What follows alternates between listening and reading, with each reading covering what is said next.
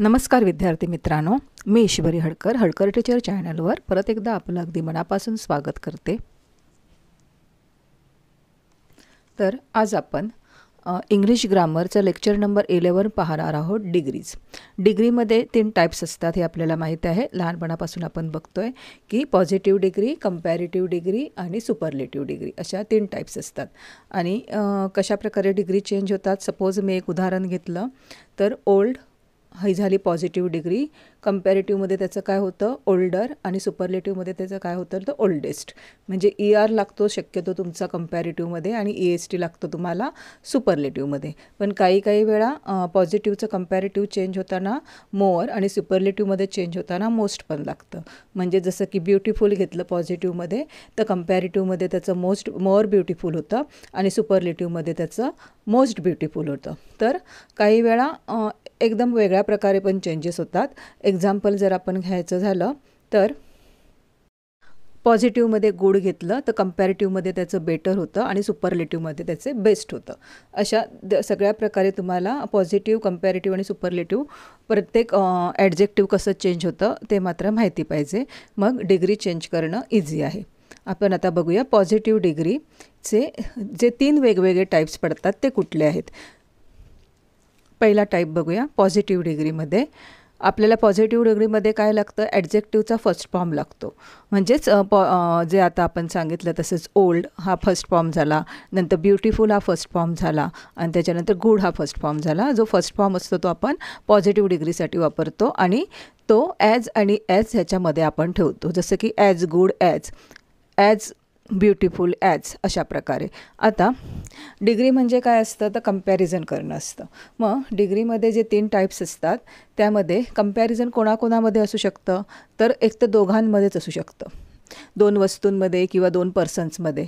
मग अशावेळी त्याची सुपरलेटिव्ह डिग्री होत नाही, एवढं लक्षात ठेवा। जर कंपॅरिझन दोघांमध्येच असेल तर दोघांमध्ये तिसरा कोण सुपिरियर येणार का तर नाहीच। म्हणजेच जेव्हा 2 थिंग्समध्ये किंवा 2 पर्सन्समध्ये तुम्हाला कंपॅरिझन दिलेलं असेल त्यावेळी त्याची सुपरलेटिव्ह डिग्री होत नाही, एवढं एक लक्षात ठेवा। आणि जर कंपॅरिझनमध्ये तुम्हाला असं दिलेलं असेल की सर्वांमध्ये एकच श्रेष्ठ आहे, जसे की आपण एक्झाम्पल घ्यायला गेलं तर सर्व प्राण्यांमध्ये सिंह हे एकच प्राणी श्रेष्ठ आहे, त्याच्यापेक्षा दुसरं कोणीच श्रेष्ठ नाही असं जेव्हा आपण म्हणतो, किंवा आपण एखादं साधं उदाहरण घेतलं, तुमच्या वर्गामध्ये एकच विद्यार्थी खूप हुशार आहे, त्याच्या तोलाचा कोण दुसरा विद्यार्थी नाहीच आहे। अशा सिच्युएशनमध्ये वाक्याचं फॉर्मेशन आहे तो वेगळ्या पद्धतीने होतं। आणि समजा अशी सिच्युएशन असेल की एका वर्गामध्ये एकापेक्षा जास्त एकाच लेवलचे हुशार विद्यार्थी आहेत तर अशा सिच्युएशनमध्ये पण एक वाक्याचं जे फॉर्मॅट आहे तुमचं पॉझिटिव्ह डिग्री बनवायचं त्याचं फॉर्मॅट वेगळं आहे। म्हणजे 3 फॉर्मॅट मी तुम्हाला सांगितले। जर दोघांमध्येच कंपॅरिझन असेल तर कशा प्रकारे वाक्य तयार होतं ते बघूया। जर एकच श्रेष्ठ असेल, एकापेक्षा कोणीच श्रेष्ठ नसेल दिलेल्या वाक्यामध्ये तर वाक्याचं फॉर्मेशन कसं होतं ते बघूया। आणि एकापेक्षा जास्त जण एकाच लेवलचे आहेत, श्रेष्ठ असतील तर वाक्याचं फॉर्मेशन कसं होतं ते आता आपण बघूया। पहिला प्रकार घेतला आहे आपण, if there are only 2 things or person, म्हणजे जिथे फक्त 2च वस्तू किंवा पर्सन्समध्ये कंपॅरिझन असेल तर मी इथे एक वाक्य घेतलं आहे बघा, Ram is not as clever as Shyam. अशा प्रकारे हे वाक्य होऊ शकतं, Ram is not as clever as Shyam. हे झालं तुमचं पॉझिटिव्ह डिग्रीचं वाक्य। त्याच्यानंतर म्हणजे इथे नॉट येणार, नाऊन नंतर वर्ब नंतर नॉट येणार आणि मग ॲज आणि तुमची जे ॲडजेक्टिव्ह असेल ते, आणि नंतर जे कंपॅरिझनसाठी तुम्हाला दुसरं काय पर्सन किंवा थिंग असेल ती। अशा प्रकारे ह्याची रचना असते जेव्हा 2 व्यक्ती किंवा वस्तूंमध्ये कंपॅरिझन असेल तेव्हा। आता सर्वांमध्ये एकच श्रेष्ठ असेल तर मग त्याची सुरुवात कशी असते पॉझिटिव्ह डिग्रीमध्ये तर नो अदरने होते, नो अदर म्हणजे त्यापेक्षा श्रेष्ठ कोणीच नाही आहे। मग आता हेच जर राम आणि श्यामचं एक्झाम्पल घेतलं तर हे वाक्य कसं बनणार, no other boy in the किंवा स्टुडंट पण येऊ शकतं इथे, no other student is as clever as Shyam. अशा प्रकारे होऊ शकतं हे वाक्य, नो अदर स्टुडंट किंवा no other boy is as clever as Shyam. Comparison जेव्हा एकापेक्षा जास्त श्रेष्ठ व्यक्ती एखाद्या ग्रुपमध्ये किंवा क्लासमध्ये असतील तर कशा प्रकारे होतं ते बघूया.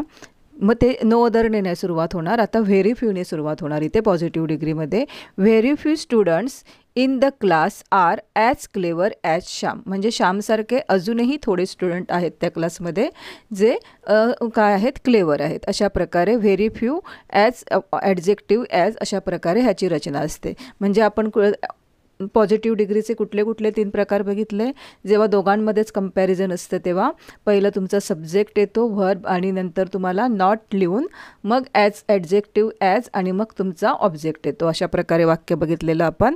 नंतर जेव्हा एकच श्रेष्ठ असतो तेव्हा कशाने सुरुवात होते, तर नो अदरने सुरुवात होते. आणि ज्यावेळी एकापेक्षा जास्त श्रेष्ठ असतात एखाद्या ग्रुपमध्ये त्यावेळी व्हेरी फ्यूने सुरुवात होते.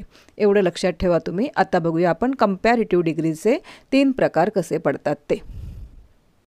कंपॅरेटिव्ह डिग्रीमध्ये ॲडजेक्टिव्हला ER किंवा मोअर अशा प्रकारे आपण एक्स्ट्रा सफिक्स किंवा प्रिफिक्स लावतो. त्याच्यानंतर बघूया जेव्हा आपण दोघांमध्ये कंपॅरिझन होतं त्यावेळी त्याची कंपॅरेटिव्ह डिग्री कशी होती ते, आणि इथे second form of the adjective वापरलं जातं. बघा आता मगाचं वाक्य काय होतं आपलं, Ram is not as clever as Shyam. अशा प्रकारे आपलं वाक्य होतं. आता त्याचंच जर आपण कंपॅरेटिव्ह करायला गेलो तर राम जो आहे, जो सब्जेक्ट होता तो शेवटी गेला आहे बघा, आणि ते वाक्य निगेटिव्ह होतं, हे वाक्य पॉझिटिव्ह झालं आहे. फरक लक्षात घ्या. आणि जे आपलं ऑब्जेक्ट होतं ते पहिलं येतं. अशा प्रकारे ह्यामध्ये चेंज होतं. म्हणजेच Shyam is cleverer than Ram.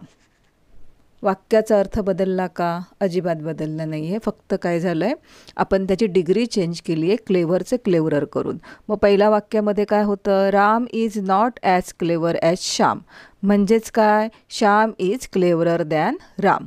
म्हणजेच काय चेंज होतो, पॉझिटिव्हमध्ये निगेटिव्ह असेल वाक्य तर कंपॅरेटिव्हमध्ये ते काय होतं, पॉझिटिव्ह होतं.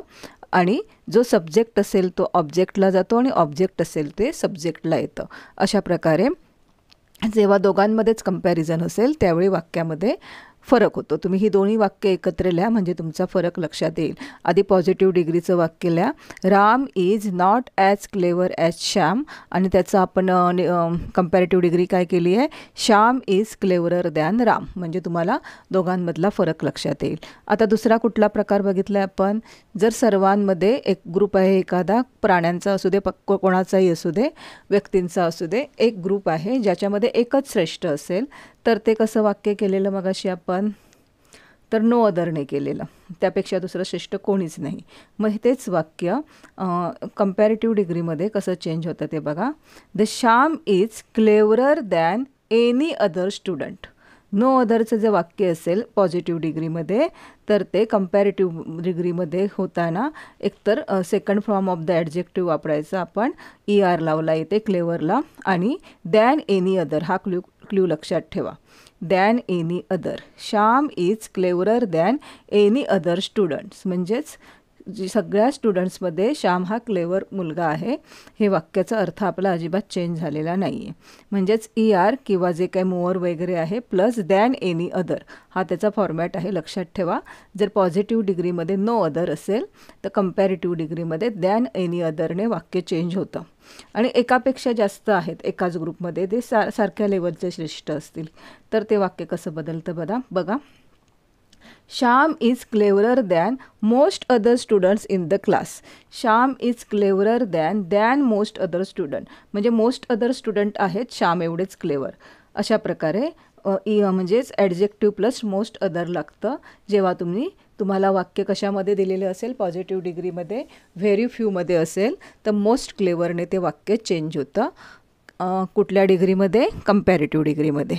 फरक लक्षात आला. पॉझिटिव्ह डिग्रीमध्ये जर दोघांमध्येच कंपॅरिझन असेल तर कंपॅरेटिव्ह डिग्रीमध्ये ते काय होतं, पॉझिटिव्ह होतं. निगेटिव्ह असेल तर पॉझिटिव्ह होतं आणि ॲडजेक्टिव्हचा सेकंड फॉर्म येतो. जर एकच श्रेष्ठ असेल तर आपण पॉझिटिव्हमध्ये काय वापरतो, नो अदर वापरतो. इथे तुम्हाला दॅन एनी अदर वापरायचं आहे. आणि जेव्हा आपण पॉझिटिव्हमध्ये व्हेरी फ्यू वापरतो त्यावेळी इथे तुम्हाला दॅन मोस्ट अदर वापरायचं आहे. एवढा फरक लक्षात ठेवा. आता आपण सुपरलेटिव्ह डिग्री बघूया. सुपरलेटिव्ह डिग्रीमध्ये third form of the verb वापरलं जातं. EST किंवा मोस्ट अशा प्रकारे आपण चेंज करतो. आता जेव्हा दोघांमध्येच कंपॅरिझन असेल तर मगाशीच मी तुम्हाला सांगितलं सुरुवातीलाच किंवा दोघांमध्येच कंपॅरिझन दिलेलं वाक्य असेल तर त्याचं सुपरलेटिव्ह डिग्री होतच नाही, कारण दोघांमध्ये तिसरा कोणी येणारच नाही. त्यामुळे पुढे बघा, म्हणजे सुपरलेटिव्ह डिग्रीची दोनच वाक्यामध्ये चेंज होऊ शकतात. एकतर सर्वात श्रेष्ठ एक असलेलं किंवा सर्वांमध्ये एकापेक्षा जास्त श्रेष्ठ असतील तर. म्हणजेच आपण नो अदरचं वाक्य बघितलं आहे आणि व्हेरी फ्यूची वाक्य बघितले, तीच सुपरलेटिव्ह डिग्रीमध्ये चेंज होऊ शकतात. सर्वांमध्ये एकच श्रेष्ठ असेल तर काय होणार बघा सुपरलेटिव्ह डिग्रीमध्ये. Shyam is the cleverest of all boys in the class. Shyam is the cleverest. श्यामसारखा क्लेवर अजून कोणच नाही आहे. म्हणजे इथे पहिलं द येणार तुमच्या ॲडजेक्टिव्हच्या आधी आणि ॲडजेक्टिव्हला थर्ड फॉर्म बनणार आणि ऑफ ऑल येणार. एवढं लक्षात ठेवा. Shyam is the cleverest of all boys in the class. The plus third form of the adjective आणि प्लस ऑफ ऑल हा फॉर्मॅट आहे. फॉर्मॅट जे क्ल्यू देते ते एका ठिकाणी तुम्ही लिहून ठेवा.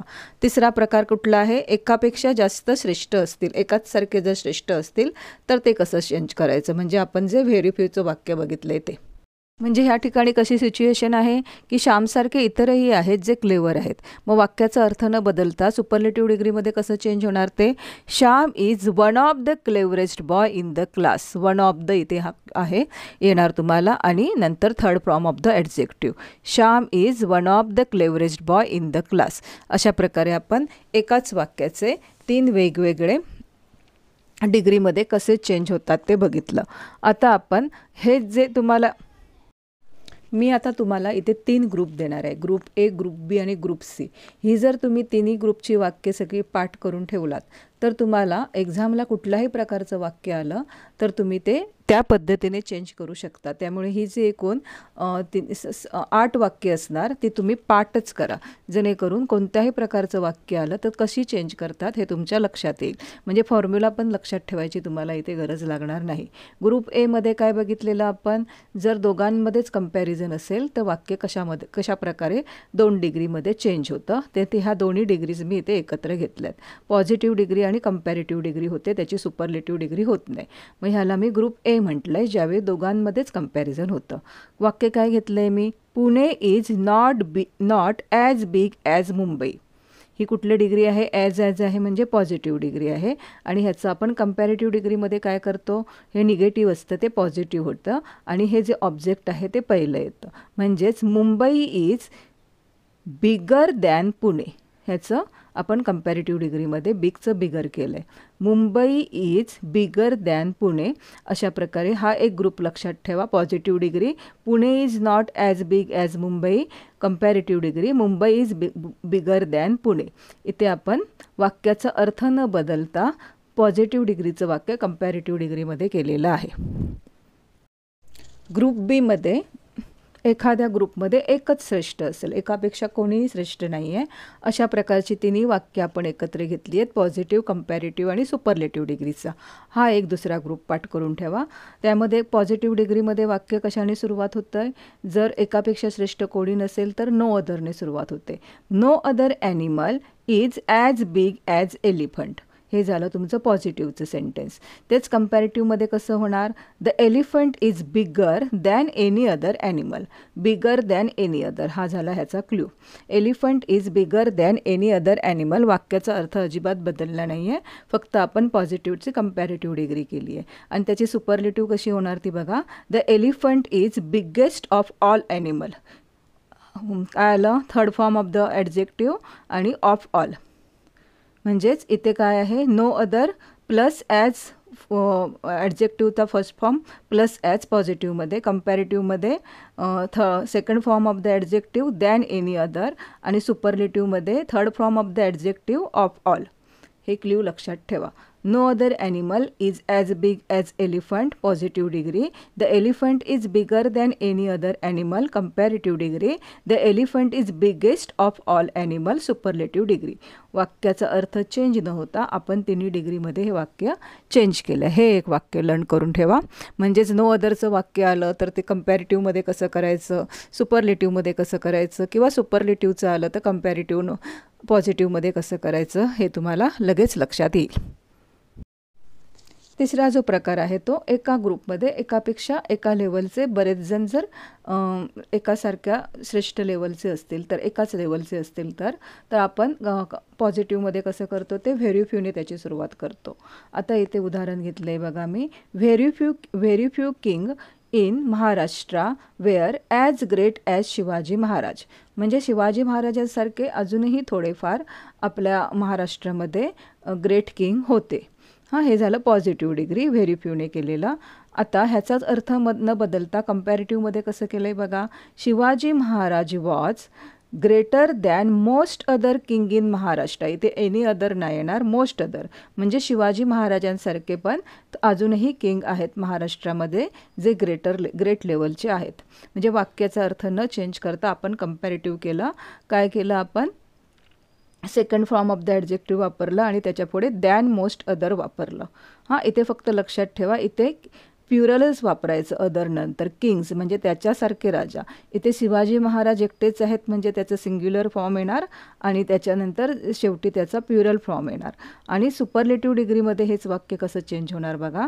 Shivaji Maharaj was one of the greatest king in the Maharashtra. One of the greatest king, of all नाही येणार इथे, one of the greatest king in Maharashtra. अशा प्रकारे आपण व्हेरी फ्यूचं वाक्यसुद्धा तिन्ही डिग्रीमध्ये कशा प्रकारे चेंज होतं ते बघितलं.